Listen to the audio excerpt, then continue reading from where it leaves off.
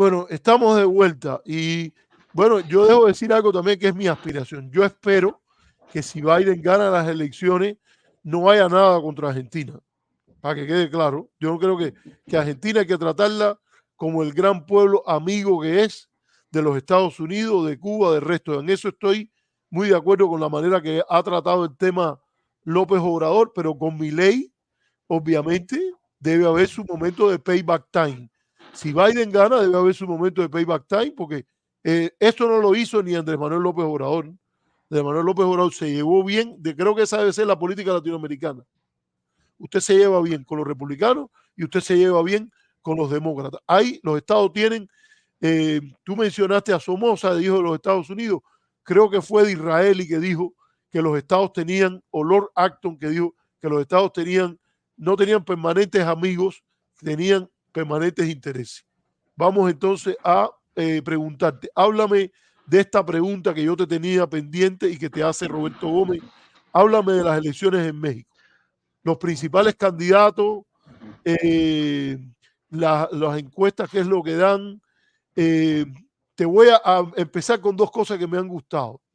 Una, que ante la bronca con Milei, Xochitl Galvez dijo que no estaba bien que Milei se pusiera a atacar al presidente de México, que de eso se encargaba ella como candidato opositor. A mí hay gente que me dice que lo dijo con sarcasmo. Yo creo que honestamente habla bien. Yo tengo mis simpatías que no son con ella, sino con Claudia Sheinbaum, pero a mí me parece que habla bien que un opositor diga, y yo creo que eso tiene también una historia en el PAN. El PAN nunca, por ejemplo, incluso cuando se fundó, Efraín González Luna y Manuel Gómez Morín eran defensores de que había que asumir el legado histórico mexicano. Había que tener una opción católica de derecha dentro de un sistema mexicano, pero el nombre nacional viene porque nosotros no tenemos nada que ver con los que han intervenido en México. Y Manuel Gómez Morín, rector de la UNAM, todo ese tipo de cosas, creo que te había tenido una relación con Vasconcelos, González Luna, toda esa historia, pero hay un trabajo buenísimo, quiero recordarlo, de Soledad Loaesa, que es la historia de la construcción del PAN como una versión nacional de oposición, con todos los problemas que usted pueda criticar. Y yo quiero pensar, a lo mejor tú me puedes ayudar en eso, si es sarcasmo o si en realidad fue una cosa positiva, que hay una candidata de oposición que dice, no, no te toca a ti, de allá del sur de llamar ignorante, tienes que respetar la institución del presidente y no dedicarte a eso. Y la otra es la frase de Castañeda, que es una persona con la cual yo he tenido muy buena relación, Jorge Castañeda Goodman. Sé que hay, es una figura un tanto controversial a veces, pero honestamente nos debemos habernos siempre tratado bien, Jorge Castañeda y yo. Yo no me voy a poner a hablar mal de él, ni mucho menos. Al contrario, lo que puedo decir es que en el trato personal conmigo siempre ha sido, y además, por cierto, a veces hasta él le ha mandado saludos conmigo por ejemplo, al ex embajador de México, de Cuba en México, Fernández de Cosío, que me prestó a mí, fue quien me prestó a mí la versión de la utopía desarmada de él. Yo se lo dije a él y me dijo, si ves un día a Pepe, dale un saludo y un abrazo de mi parte, aunque yo sé que Pepe andaba por un lado y Castañeda por el otro. Pero él tiene una frase muy interesante que él dijo que está bueno ya de centrarse en López Obrador, que la candidata es Claudia Sheinbaum. O sea, la oposición ha estado perdida. ¿Qué es lo que ha pasado aquí? Cuéntanos. Bueno, voy a ir por parte para hacerle honor al título, ¿no? Que habíamos acordado, que era la ignorancia de AMLO, haciendo la alusión a la provocación de Milei. Yo creo que fue interesante, bueno, uno, ya lo dijimos, la respuesta de Andrés Manuel, el presidente mexicano, porque reviró un poco la provocación, ¿no? Pero una de las cosas que también arrojó, más allá de lo anecdótico, es el pronunciamiento de la candidata de la oposición, de Xochitl Gálvez, que a mí no me parece que fue sarcástico, me parece que corrigió su postura anterior. Me parece que a lo mejor ahí tienen que ver algo con sus asesores de campaña, pero sí es una posición que la asumo dentro del contexto de la puja electoral, ¿no? ¿Por qué? Porque anteriormente, en noviembre, Xochitl había felicitado a Milei como una especie de... Había hecho una asociación entre la esperanza al cambio que ella podría representar en México y la decisión que había tomado el pueblo argentino en la elección de Milei con relación al kirchnerismo, tratando de hacer una analogía entre kirchnerismo, populismo, AMLO, que a mí eso me parece muy... vaya, si votaran a lo mejor los miembros de las facultades de ciencias políticas del mundo, tiene sentido, pero vota mucho más gente en una elección. Y entonces quizás ahí lo que hay todo este componente ideológico al cual yo me refería antes, ¿no? Que hace alusión a un compromiso desde la derecha que une estos procesos tan dispares. Y además de eso, Xochitl fue muy cuestionada en su posicionamiento cuando fue a Estados Unidos de visita, porque un poco le hizo el juego a estas acusaciones y al intento de una campaña negativa, diciendo que Andrés Manuel López Obrador era un narcopresidente, y Xochitl un poco lo que dijo fue que habría que investigar eso, un poco apoyando el posicionamiento de las supuestas filtraciones de la DEA, que todo parece indicar que efectivamente, un poco en una posición bastante contradictoria, porque figuras del propio gobierno norteamericano enseguida desmintieron que existiera una investigación por narcotráfico con relación a Andrés Manuel, o que lo hubiera habido en el año 2006, o sea, que lo hubiera habido como un proceso. Indagaciones pueden haber y todas las agencias en el mundo lo hacen, las agencias de inteligencia, las agencias de control y vigilancia, las policías, pero una cosa es que tú investigues, que tú respondas a una indagatoria, otra cosa es que tú conviertas eso en un proceso, ¿no? Entonces, de hecho, el fiscal de Trump fue muy enérgico, William Barr, anteriormente con relación a la detención del ex secretario de Defensa de Enrique Peña Nieto, que fue detenido en Estados Unidos por la DEA, que todo parece indicar que se ha convertido en una agencia con una autonomía tan suficiente que toma decisiones sin informar al fiscal general de los Estados Unidos y mucho menos al Departamento de Estado. Entonces, toda este rol de Xochitl alrededor de este tema que yo estaba comentando generó bastantes críticas. Por supuesto, generó simpatía de los sectores más conservadores dentro de la oposición mexicana, que quiero decir que es una oposición variada, no es solo una oposición de sectores conservadores y de derecha, también hay una parte de cierta izquierda que ahora de manera incomprensible pues va junto en coalición con estos que se han enfrentado históricamente, y más el priismo o lo que queda del priismo, porque ahí también yo creo que hay una evolución. Mucha gente que tenía una militancia política distinta hoy está en Morena, y eso implica ya un nivel de complejidad desde mi punto de vista de cómo el sistema político mexicano tiene estas flexibilidades, ¿no? Que creo que son distintas a lo que sucede en otros lugares de América Latina. Entonces, en ese sentido, creo que lo que hace Xochitl es una corrección electoral. Estoy tratando de acercarse a estos actores que pueden ser público opositor a Andrés Manuel, pero que, como tú decías, comparten esta idea de que una cosa es el gobierno político del país y otra cosa es la posición del país, el referente nacional, el posicionamiento frente a una provocación desde el extranjero, de otro gobierno, ¿no? Y me parece muy inteligente como estrategia. Me parece un poco tardío, porque ese no ha sido su posicionamiento original, pero pues, celebro que efectivamente que en este sistema político pues esas correcciones sean posibles, ¿no? Ese es el significado que yo le doy. Ahora, con relación a las elecciones en México, voy a hablar desde las encuestas, que al final son preferencias, no quiere decir que sean los resultados finales. Pues hay una gran ventaja de la candidata del partido que gobierna actualmente, que es Morena, que es Claudia Sheinbaum, que por cierto sería la primera mujer presidente de México. Las encuestas más optimistas le dan alrededor de 30 puntos de ventaja, 30 puntos más o menos. Y las menos optimistas le dan más de 25 puntos. Entonces, digamos, en términos de preferencia, pues así está el juego político. Hay cierta polarización también en eso que ahora llaman narrativa social, porque se ha perdido la pluralidad en torno a la oposición. Hay una especie de dos grandes bloques, ¿no? El bloque de Morena, que es un bloque bastante mayoritario, que es un bloque que ha crecido muchísimo, no solo en su capacidad operacional en términos políticos, sino a partir del resultado de las políticas sociales del gobierno. Este gobierno ha incrementado un 30% el gasto social sin renunciar a los controles macroeconómicos, ¿no? El tema de la vigilancia del déficit fiscal, la deuda, etcétera. Y ha logrado impactar a la población mexicana que es más vulnerable o que está en cierto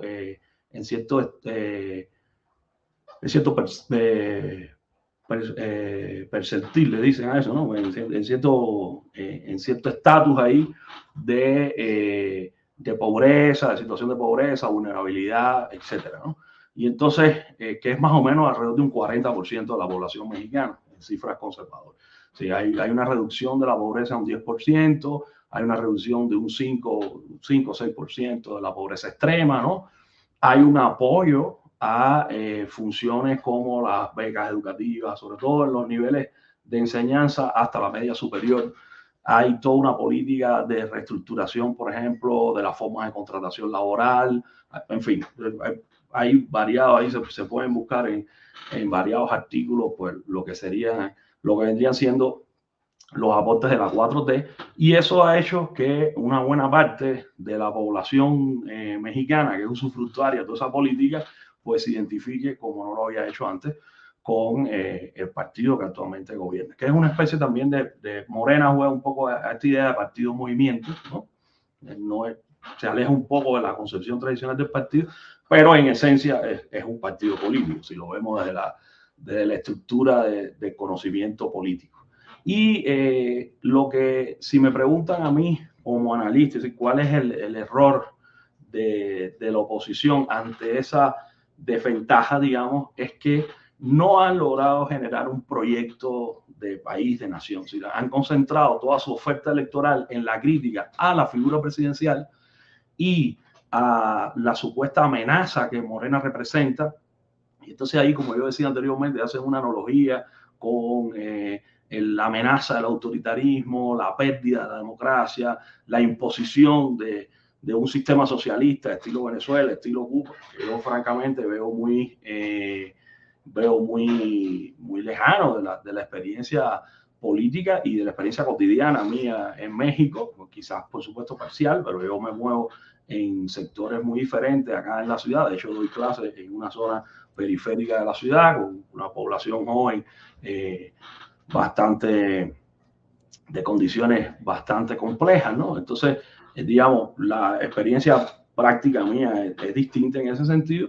Y bueno, lógicamente, eso está provocado porque este proceso, esta apuesta política, ha lesionado ciertos intereses de ciertos grupos que seguían unas reglas del juego que implicaban prebendas, implicaban ventajas, que incluso violaban las propias competencias jurídicas institucionales del sistema político. ¿Sí? De hecho, es decir, a mí, Andrés Manuel, estaba conversando con un amigo y yo le decía, mira, más que un Roosevelt, que Roosevelt estableció ciertas reformas al régimen capitalista como tal, más que un Roosevelt es una especie, a lo mejor esto no le va a gustar mucho a la gente de izquierda, pero lo agarro como una parábola, es más una especie de Lyndon Johnson, ¿no? Con esta cosa de la gran sociedad. O sea, lo que ha propuesto Morena es una reestructuración de la distribución del gasto hacia la política social, un llamado a la austeridad en términos de eliminar las prebendas de las cuales gozaba el Poder Ejecutivo, el Poder Legislativo y el Judicial en la estructura política mexicana, y la lucha, lo que llaman la lucha anticorrupción, digamos, que ha tenido muchas dificultades, porque sí, en México hay una tripartición de poderes mínima, pero existe. En México, creo que dentro de América Latina, pues, tiene una capacidad institucional muy superior a la de varios países de la región, aún con todos sus defectos, muy desigual, eso sí, pero existe, ¿no? Y en ese sentido, creo que lo que plantea Andrés Manuel es una agenda mínima y simplemente respetar ciertas reglas del juego. Ahora mismo, por ejemplo, en el debate público está la posición de Ricardo Salinas, que es un magnate de medios, que debe 63.000 millones al fisco y no los quiere pagar. Y no los quiere pagar porque no los quiere pagar y punto. Ahí se acabó la regla, o sea, no hay... Y eso es un poco la combinación de Andrés Manuel. Hagamos un acuerdo estilo Gran Society, ¿no? Great Society. Great Society. Society, ¿no? Porque de otra manera tampoco el país puede avanzar. O sea, este país que sigue siendo un país conectado con las instituciones del capitalismo global, o sea, aquí no hay una propuesta de cambio de régimen, por lo menos hasta ahora, y no la habrá en el futuro. La interconexión de México con los Estados Unidos abarca todas las esferas económicas, digamos, de la vida económica del país, con todo lo que eso representa y todo lo que eso implica. Y dentro de ese marco, lo que ha tratado de establecer, por ejemplo, Andrés Manuel en términos de política internacional es una especie de panamericanismo al revés, ¿no? Panamericanismo desde América Latina, sí. No desde la doctrina Monroe. Que no es nuevo, la conferencia de Chapultepec, Exacto. que fue antes del fin de la Segunda Guerra Mundial, era diciendo, oye, no pongan tanto interés en Europa, vamos a construir una comunidad panamericana. Hay un excelente trabajo sobre ese tema creo que es mexicana, se llama Ana María Escurra, y un trabajo de Miguel Alfonso. Bueno, debe ser, ese trabajo que te digo salió como en los años 81. Por allá. Puede ser Miguel Alfonso, o sea, cubano, lamentablemente fallecido. Sí. Miguel Alfonso lo cita, y yo por eso fui y lo busqué. El libro se llama La mayoría de uno. El artículo se llama La mayoría de uno. Y Miguel Alfonso escribe un artículo en Cuaderno de Nuestra América que se llama La ceguera de los círculos políticos latinoamericanos, hablando de que la creación del sistema interamericano no es el resultado de tanto de la imposición americana como que los sectores de poder en América Latina están preocupados por la situación que hay para la posguerra, que Estados Unidos haga o lo mismo que hizo después de la Primera Guerra Mundial o que se torne a tener una relación prioritaria con Europa, que fue en última instancia lo que pasó. Qué interesante, lo voy a buscar. Eso es lo que me gusta mucho de tu programa, que se aprende siempre. No, mira, aquí estamos en eso. Y además yo he aprendido cantidad con tu presencia aquí.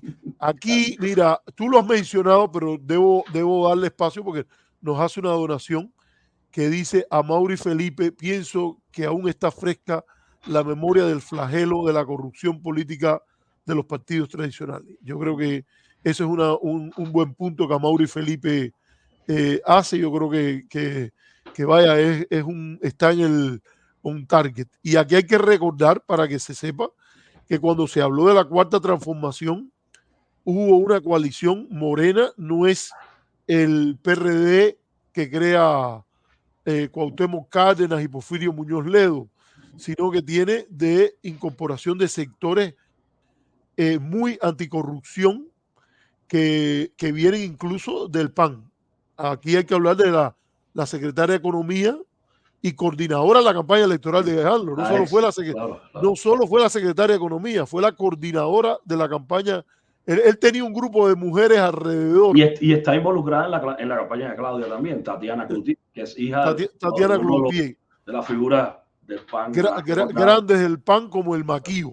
Manuel Cloutier, que incluso hay dudas sobre cómo fue que el accidente automovilístico donde él murió, pero que tenía la bandera de la anticorrupción.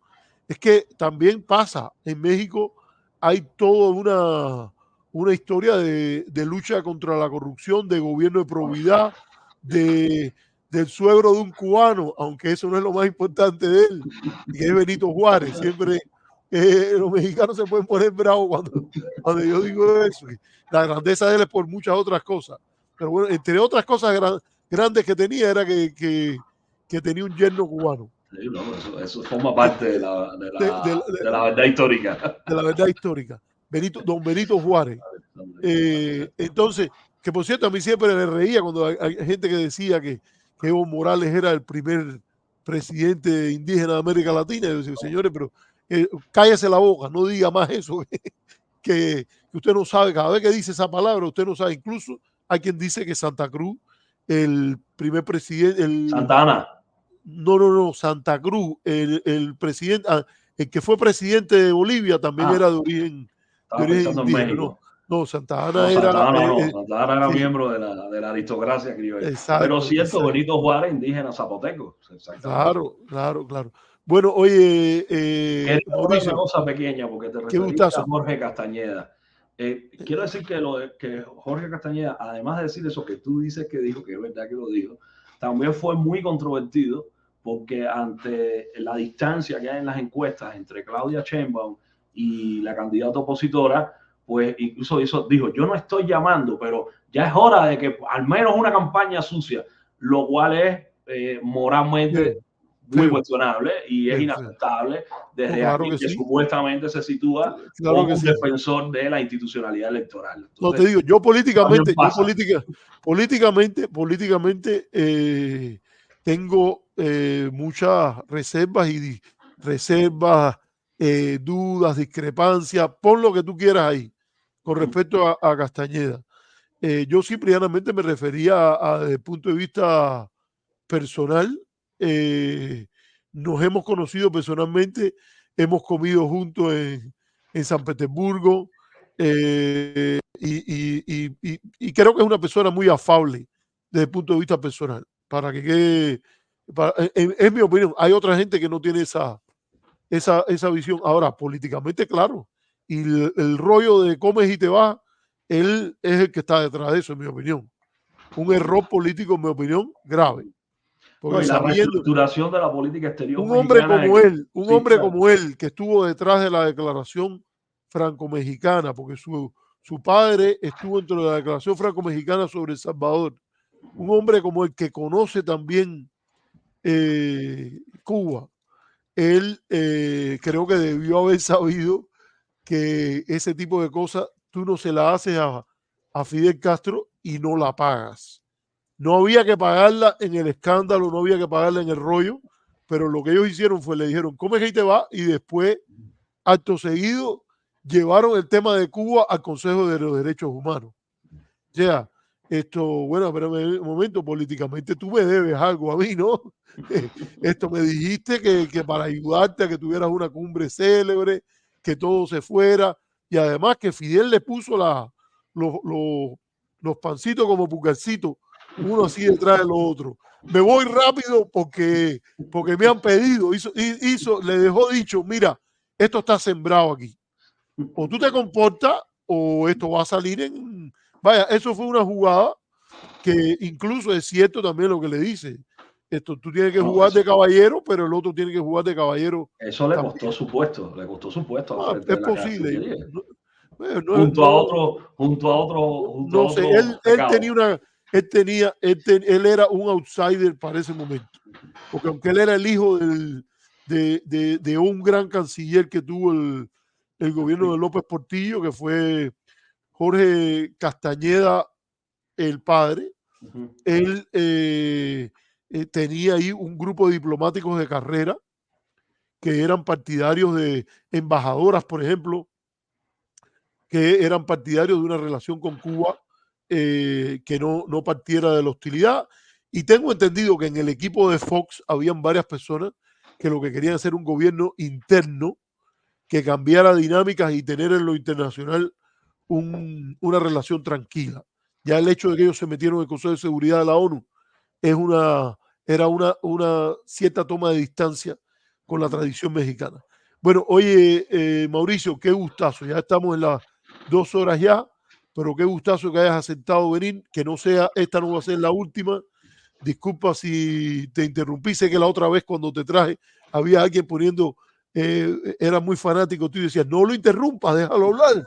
Entonces, ahora yo he tratado de hacerlo, pero de todas maneras pica. Tú tienes manera de decir las cosas que No, motiva. me gusta mucho venir a tu programa porque uno puede, digamos, de manera menos formal, compartir ciertos puntos de vista, que de eso es de lo que se trata, con cierta idea de lo que uno hace, con un mínimo rigor, ¿no? Y cierto compromiso. Y entonces siempre agradezco estar contigo y sigo el programa.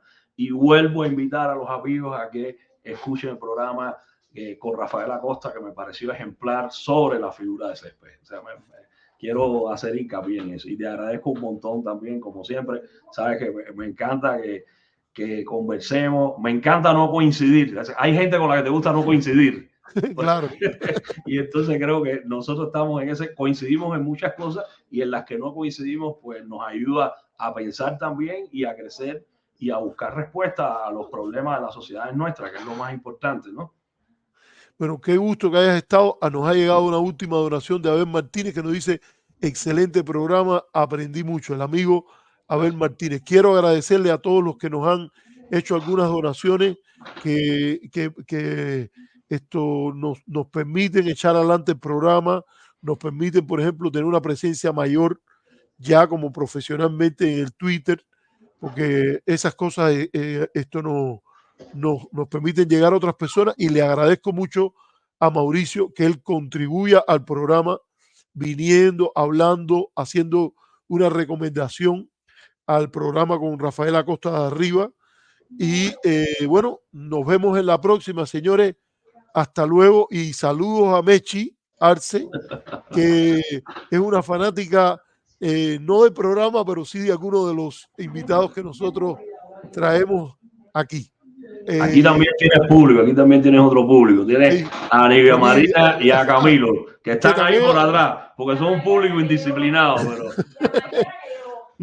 pero Nivia ha venido. Nivia ha sido también, esa familia ha cooperado mucho con el programa, porque Nivia ha venido e incluso nos ha invitado a Leti a que venga cuando hablamos de migración con rigor, con conocimiento, que hace falta. Hace falta, no sé si has visto, por ejemplo, hicimos un programa con un experto, Mauricio, de la editora para África de la BBC. Te recomiendo que lo veas si no lo has visto, en que hablamos de Al-Shabaab, de la situación de los médicos cubanos, en un momento en que, por ejemplo, habían varias personas, incluso los que vienen aquí se meten en el programa a criticar, diciendo cosas como que Irán tenía algo que ver con Al-Shabaab para sacar a los médicos, había que acercarse a Irán. Entonces, criticando al gobierno cubano porque no había utilizado el contexto. Entonces, aquí trajimos a una experta que básicamente te digo, todo el que se pasa tiempo en las redes, si nada más ve ese programa, sabe el número de charlatanes que hay diciendo boberías sobre estos temas en las redes, sobre temas de política, sin estudiar, sin aprender. Esto no voy a decir el nombre, vaya, porque tú estás aquí, pero hay alguien que dice que no se puede ser cobarde y hay que decir los nombres de la gente que se critica. Ese que dijo eso, de que no se debe ser cobarde, tú eres una de la gente, por ejemplo, que cometió esa charlatanería en un programa con Albuquerque, hablar de que el vínculo con Irán podía ayudar a liberar a los médicos, y eso es algo que la gente que sabe que hay diferencia entre chiita y sunita y entre todas esas cosas del Medio Oriente. Pero bueno, eso no te toca a ti, eso lo dije yo. Me cogiste al final y siempre yo tengo a mí siempre me gusta pagar las deudas, ¿me entiendes? Nunca me gusta quedarme a la gente que viene a molestar, a mí me gusta en su momento darle el ramalazo a la manera de ANLO. Abrazo a Mauricio Álvarez. Nos vemos entonces. Qué gusto. Hay un último comentario aquí. Mira, a ver, México, al igual que España, siempre habían tenido una posición de Estado con Cuba, independiente del partido en el poder. Solo han sido cosas por Aznar y Fox en cada caso. ¿De acuerdo? Bueno, Mauricio, nos vemos, porque iba a abrir para que subiera la audiencia, pero llevamos ya 2 horas y pico, estoy un poco cansado. Nos vemos. Un abrazo. Un abrazo. También, y gracias a todos. Y gracias a seguro. todos. Un gustazo. Nos vemos en la próxima, señores. Estas Conversaciones Americanas. Esté pendiente. Suscríbase, porque si se suscribe le llegan las notificaciones. Esta misma semana que yo estoy de vacaciones, a lo mejor hago otros programas para que no se lo pierda. Y mire, usted tiene chance de ver un programa bueno como el que hemos hecho hoy con el profesor Mauricio Álvarez. Dele like, le agradecemos a los amigos que nos han hecho varias donaciones, a Abel Martínez, a Mauri Felipe, a Jorge Luis desde Alemania, a Electrón Libre, a Gaming Bacon Channel, a Lin León, a Enrique Faxa, a Roberto Gómez, a todos ustedes se lo agradecemos. Y si usted puede, aporte, hágase miembro, que eso también lo ayuda. Y mire, por ejemplo, yo voy a poner para los miembros del canal el libro de la Clau, que yo lo tengo en PDF. Y bueno, ya usted sabe, esta ha sido Conversaciones Americanas con el profesor Arturo López Levy de la Universidad del Instituto de Estudios Regionales Comparados de la Universidad de Denver y hoy con Mauricio Álvarez, el doctor Mauricio Álvarez de la Facultad Latinoamericana de Ciencias Sociales, psicólogo de la Universidad de La Habana y profesor de la Universidad Autónoma de la Ciudad de México. Hasta la próxima. Bye.